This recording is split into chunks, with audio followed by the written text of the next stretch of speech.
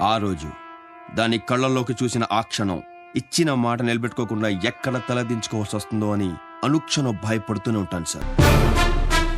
తప్పు చేసిన వాడి భయం ఒంట్లో ప్రతి నరంలో ఉంటుంది. నా భయం నా యూనిఫామ్ పరులో ఉంటుంది సార్.